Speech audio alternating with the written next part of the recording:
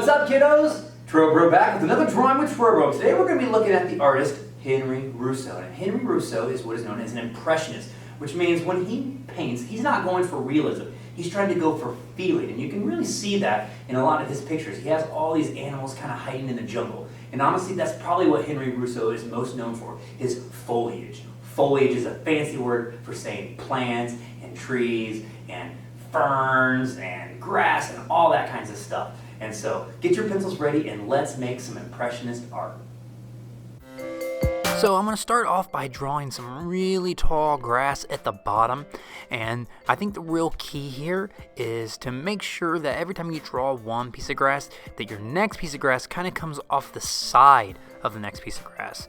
So that means like I'm kind of giving some layering to it. There's a little bit of overlapping, so maybe one piece of grass is behind another one. So I'm not starting it right at the bottom every single time. It's like sometimes it starts off like by the side of the grass, or there's a grass in between it.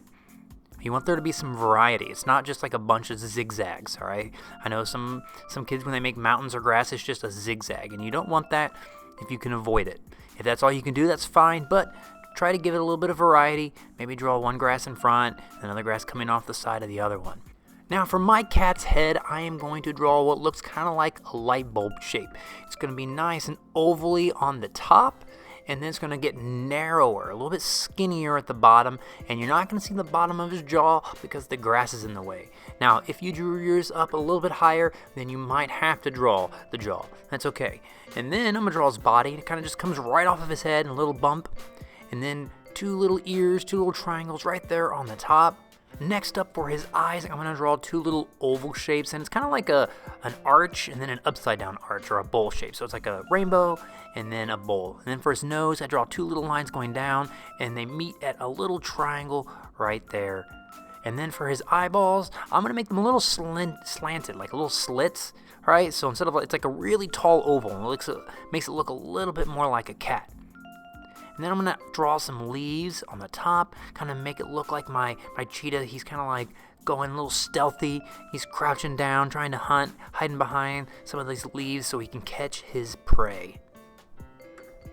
Next, I'm going to add a few details to my leaves, make it look like it's a little bit more realistically. Let's erase that line of my cheetah. Make sure you're drawing lightly. So I'm going to draw little leaf veins so it looks like the leaf is a little more realistic.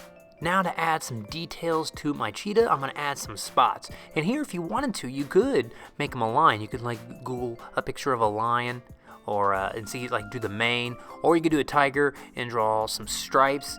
Just make sure you're like Googling the picture. So I wouldn't really change much the cat, but the lion, I would draw like the mane, kind of like around his head, kind of be just like a big like sunflower type thing right around his head, but keep it all the same. And for a tiger, just add some stripes, but definitely just Google it, like cartoon tiger, cartoon lion, and then you can kind of change up your picture to make yours different than mine if you wanted to, or you can just make the cheetah like I did. To color this, I'm going to be using oil pastels, but you don't have to. If you don't have any, that's fine. You can use crayon, you can use colored pencil, you can use markers, you can use paint, but I'm going to be using oil pastels. And I'm also going to speed this up to make it go a little bit faster, but I'm just using basic yellow to color all of my cheetah. I try to work with all my light colors first and then my darker colors. That's just kind of the way that I work in case I mess up. If I mess up with the yellow, it's a little bit easier to cover it up with a darker color. But if you mess up with black, it's usually harder to to save your picture from that. After I've gotten the yellow out of the way, I'm going to actually go to do some pink to the inside of his ears because it's lighter than black. And then I'm going to go over all of my spots in the outline of my cheetah, his nose, his eyes. Next up, I have the grass to color, and I'm going to grab my light green, and I'm going to make sure that I'm tracing the shape. So make sure you take your oil pastel or crayon, whatever you're coloring with, and go right over that line that you drew. Make sure you're coloring it in nice and dark so the colors are vibrant and bold.